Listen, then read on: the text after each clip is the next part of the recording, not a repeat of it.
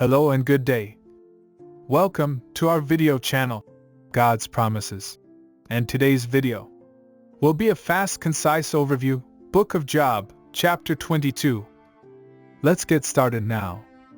The Book of Job is one of the most well-known books of the Bible and is famous for its exploration of the nature of suffering, faith, and the character of God.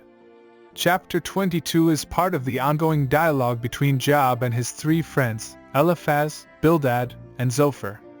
In this chapter, Eliphaz accuses Job of sinning and calls on him to repent. This article will explore the meaning and lessons from Job chapter 22.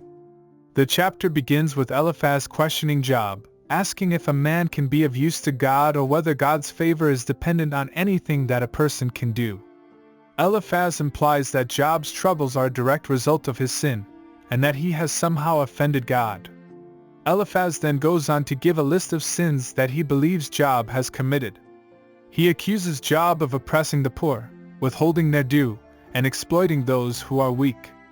Eliphaz says that Job has used his wealth and influence to benefit himself at the expense of others. Eliphaz believes that Job has forgotten God and has become arrogant and proud. Eliphaz then exhorts Job to repent of his sins and turn back to God. He suggests that if Job will confess his sins, God will forgive him and restore him to his former position. Eliphaz says that God will bless Job and make him prosperous once again.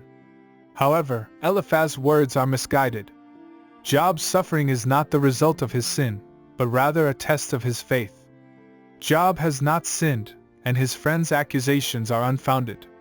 Job's suffering is a mystery, and it cannot be explained by simple cause and effect. The lesson from Job chapter 22 is that we must be careful not to judge others based on their circumstances. Eliphaz believed that he knew the cause of Job's suffering and was quick to accuse him of wrongdoing. However, Eliphaz's assumptions were incorrect, and his accusations were unjust. Similarly, we must be careful not to assume that people who are suffering are somehow responsible for their own misfortune.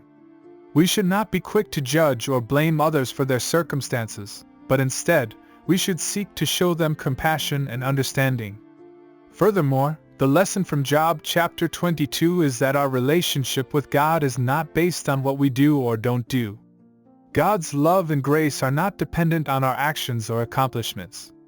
Instead, God's love is freely given, and it is up to us to accept it. In conclusion, Job chapter 22 teaches us the importance of humility and compassion. We must be careful not to judge others based on their circumstances or assume that they are responsible for their own suffering. Instead, we should seek to show them love and understanding, just as God shows us love and grace. Thank you for visiting us today. Please share with us your favorite Bible chapter below in the comments section. Don't forget to like and subscribe. It really does help our channel grow. Looking forward to see you back here for our next video. Always take good care.